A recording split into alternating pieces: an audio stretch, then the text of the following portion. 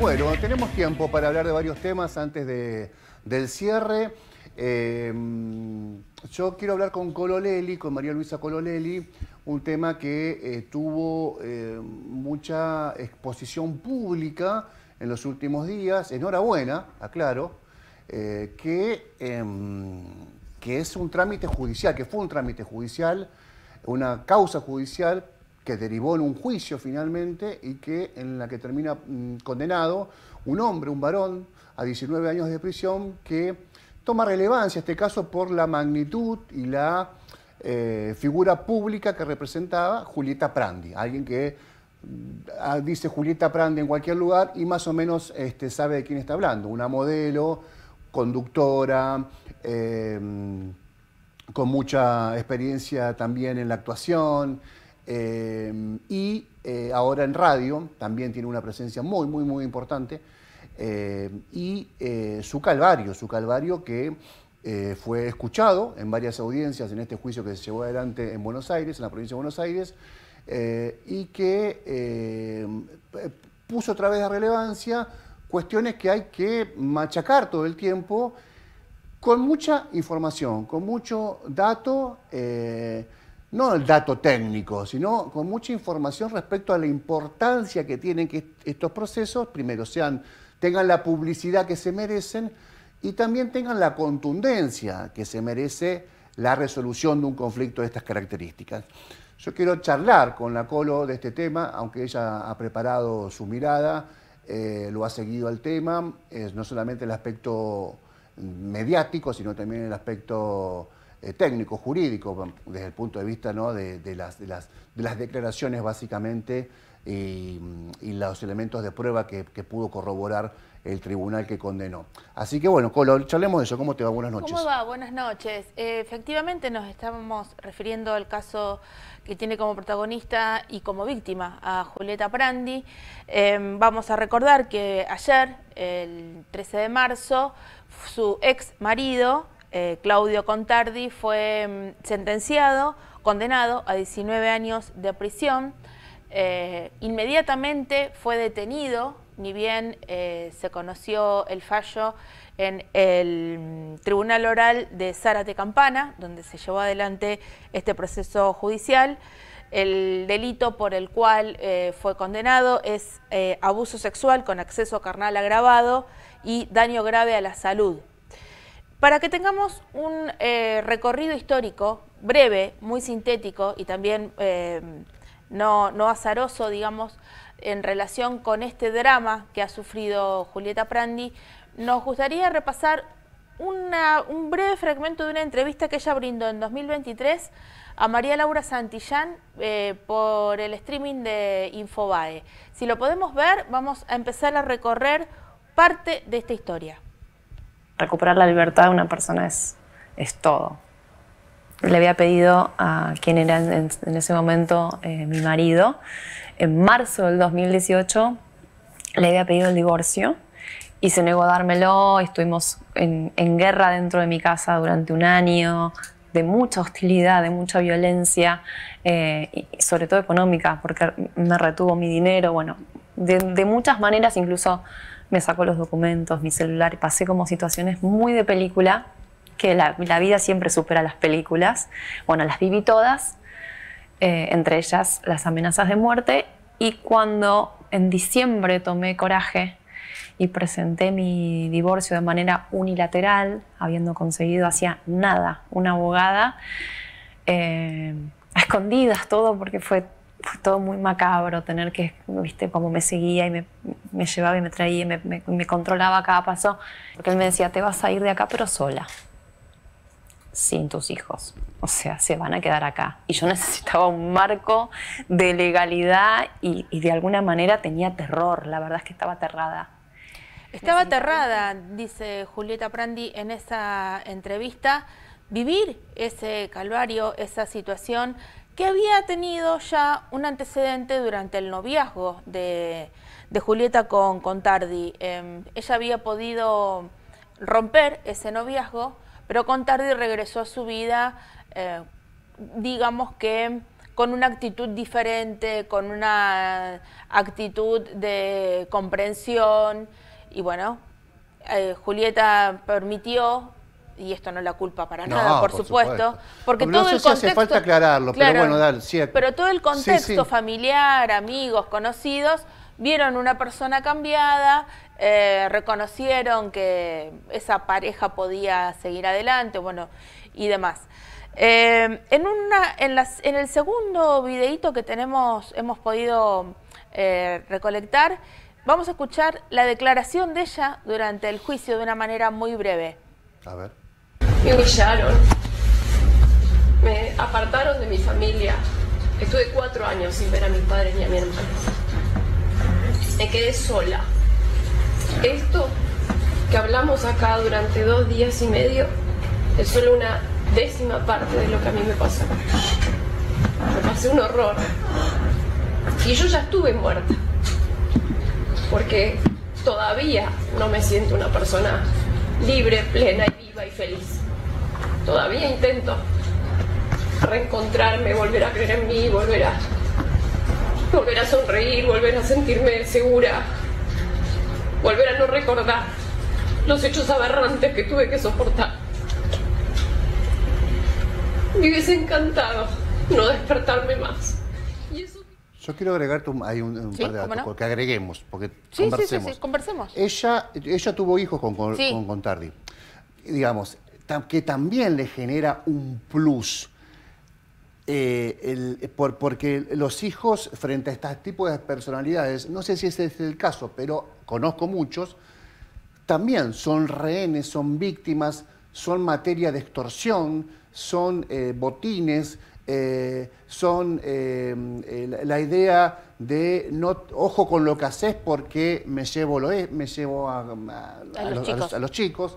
Es decir, hay como una unidad del proceso, de la historia, en donde están muchos componentes que permiten establecer que hay una conducta, y además por los testimonios, una conducta deliberada, pensada de Contardi respecto a lo psicológico. De hecho, lo acreditaron muchas amigas de ella. Pero quiero que, si querés, después podemos volver sobre esto que dije, pero hay una cuestión que es interesantísima, que en una vida matrimonial también existe la libertad de tener o no una relación sexual. Lo que subyace en relación con lo que bien señalás acerca tanto de los hijos como de la vida conyugal o de la vida marital es básicamente la mirada o la formación y el pensamiento patriarcal y machista de parte de un hombre que cree que tanto su esposa como sus hijos son su propiedad. Por eso, el cuerpo de esa mujer, de alguna manera, es considerado una pertenencia, y el hecho de tener una relación sexual no consentida o el hecho de la relación sexual per se en el ámbito matrimonial se da por hecho de que corresponde independientemente de la voluntad, en este caso, de la mujer. Tal cual. Lo que subyace a todo esto, tanto la manipulación de los niños y las niñas por ser hijos, como de la esposa en este caso, o de la pareja, lo que permite esto, lo que habilita esto es una estructura de pensamiento patriarcal y machista, absolutamente machista. Lo que Julieta Prendi sufrió fue violencia económica porque no podía disponer ni de su dinero ni de sus bienes. Violencia emocional, violencia psicológica por el tipo de manipulación. Evidentemente, si está amenazada, vivir en una situación de amenaza y con miedo a que le pueda pasar algo a su integridad física y a sus hijos, desde ya que es violencia psicológica. Y la propia violencia física y la violencia sexual, que significa el abuso y la violación. Lo que este caso pone sobre la mesa es que el abuso sexual también existe dentro de un matrimonio. Y la violencia sexual, en la mayoría de los casos, incluso en los casos de niños y niñas, es intrafamiliar y de puertas adentro. Por lo tanto, es muy difícil detectarlo, prevenirlo, si nadie habla y si nadie dice nada. Claro. Y si no hay un lugar donde ir a hablar y escuchar. Te hago un asterisco y ahora nos metemos en eso del desguace. Hago un asterisco. Hay una iba a decir conformidad, no es la palabra, del consentimiento. El consentimiento en una relación sexual. Hubo un caso muy discutido de un periodista que falleció, un periodista paranaense que tuvo una presencia mediática nacional muy fuerte en su momento, que la pareja, una novia, lo había denunciado porque él, en el medio del desarrollo de una actividad sexual, pide una práctica en la que ella no consiente, y sin embargo él avanza y la lleva adelante.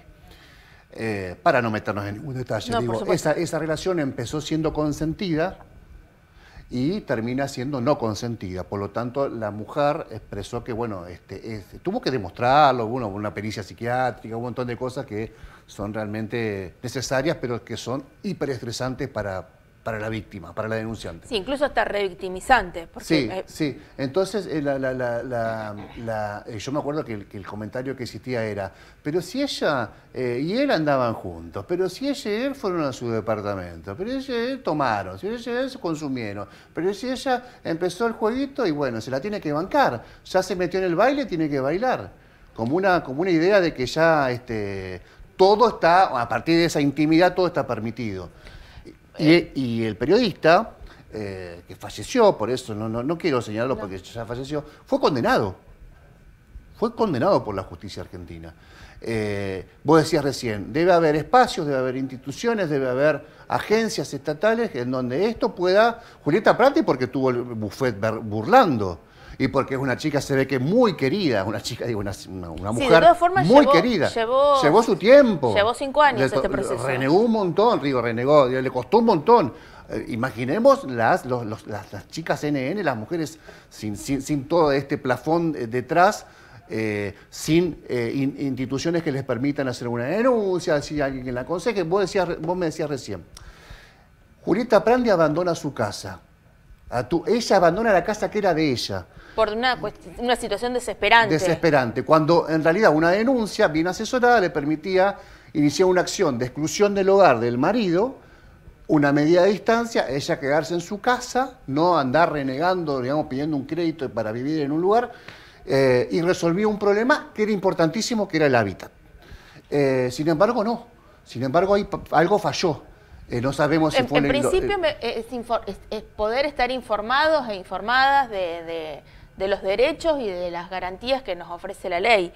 Aquí concretamente lo que se cumplió es la ley 26.485, que es la ley de protección integral para prevenir, sancionar y erradicar la violencia contra las mujeres. Esto permite tener una mirada integral de la problemática de la violencia machista, en tanto el Estado tiene la obligación, y esto lo dice la ley, no lo digo yo, la ley lo dice, el Estado tiene la obligación de implementar políticas preventivas. Por eso es importante tener datos acerca de la cantidad de femicidios, la cantidad de denuncias que se realizan, la cantidad de niños o niñas que también sufren estas situaciones. La denuncia judicial y las consultas no judiciales. Y las consultas no judiciales. Por eso también anclo en este contexto la importancia de la educación sexual integral, porque es una herramienta fundamental para que los niños y las niñas que atraviesan estas situaciones de violencia contra sus cuerpos y contra sus vidas, y contra su honor también, puedan de alguna manera, con las herramientas y las palabras y los términos, los dibujos, las señas, con el lenguaje infantil que tienen, contárselo a una docente, a un docente, a un tío, a una tía y pedir ayuda. También a mí me parece que es fundamental hablar de estos temas y seguir hablando de estos temas, aunque el clima de época o el espíritu de esta época sea adverso, porque también hay que erradicar prejuicios, muchos prejuicios, como por ejemplo creer que por algo habrá sucedido esto, Claro, sí, algo sí. habrá hecho la víctima, o no es tan víctima. Seguir creyendo que el varón dentro de la relación sexual y también en el marco de una relación sentimental o matrimonial tiene el poder de obligar o está habilitado a obligar a su pareja a tener una relación sexual. A torcer la voluntad de la pareja. Además, aquí hubo intimidación, hubo amenaza, hubo coerción. Hubo además algo que se habla poco, que es el desapoderamiento económico. Por eso, violencia de económica. bienes. Exacto. No sé si está en la sentencia ese capítulo. No sé si específicamente de esa manera. Yo no lo leí. Lo que sí hubo son 19 años de prisión. Si podemos escuchar un poquito el veredicto, porque ahí es bastante elocuente en el momento en que se lee el fallo y de manera inmediata Contardi es detenido. El Tribunal en lo Criminal número 2 del Departamento Judicial Zárate Campana resuelve 1. Condenar a Claudio Raúl Contardi a la pena de 19 años de prisión, accesorias legales y cosas del proceso por considerarlo autor penalmente responsable del delito de abuso sexual con acceso carnal agravado por causar un grave daño a la salud mental de la víctima de manera reiterada en concurso real entre sí por los hechos ocurridos en la localidad de Belén de Escobar, partido de Escobar, desde el 28 de julio de 2015 hasta el mes de marzo de 2018 en perjuicio de JLP. Ordenar la inmediata detención de Claudio Raúl Contardi. Pueden proceder a la detención. Buenos días.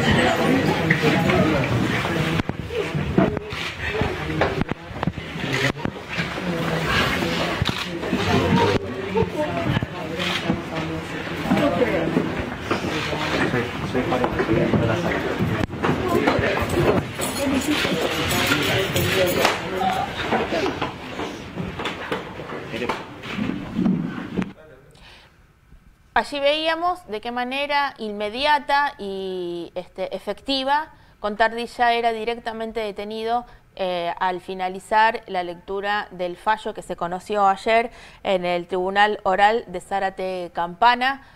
Posteriormente, Julieta Prandi se expresó frente a los medios de comunicación, sobre todo los porteños, y manifestó sentir un profundo alivio. Por supuesto, la justicia siempre es reparadora en este sentido. No solo es la posibilidad de que alguien que haya cometido un delito cumpla su condena efectiva, sino que también la víctima se siente, como ella bien lo expresó, en condiciones de rehacer su vida, de empezar de nuevo, de sentirse feliz, de vivir junto a su familia y de sentir todo el apoyo de su contexto y más inmediato, pero también de la comunidad. Si me permitís, Héctor, a mí me parece importante, antes de irnos al corte, insistir en que la violencia de género o la violencia machista no es un invento, no es un capricho. Hay mujeres que por su condición de género, así como personas LGTB, sufren violencia. Y el Estado tiene que estar activo frente a esto, porque no hay otros resortes que puedan acompañar este proceso que no sea el Estado, ya sea la Secretaría o la Subsecretaría de Género, la policía, el propio centro de salud tiene que estar formado, el sistema judicial tiene que estar formado, tiene que haber toda una red institucional que pueda acompañar a la víctima. Y este momento tan errático en el sentido de no aceptar la violencia de género como lo que efectivamente es, bueno, nos impone un desafío que creo que es el doble del que ya teníamos por delante. Las mujeres mueren, las personas LGTB mueren por la violencia ejercida de manera machista y brutal. Y aquí en Santa Fe también podemos recordar en este caso lo que pasó con Mónica Aquino, que después de tanto tiempo todavía seguimos sin saber dónde se encuentra.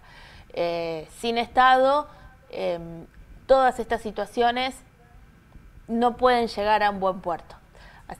Eso me parece que es lo más relevante y hay que seguir con la educación como la principal herramienta para prevenir la violencia machista, los estereotipos y para dejar de naturalizar que como pasó siempre o como pasaba antes, ¿para qué nos vamos a preocupar, no?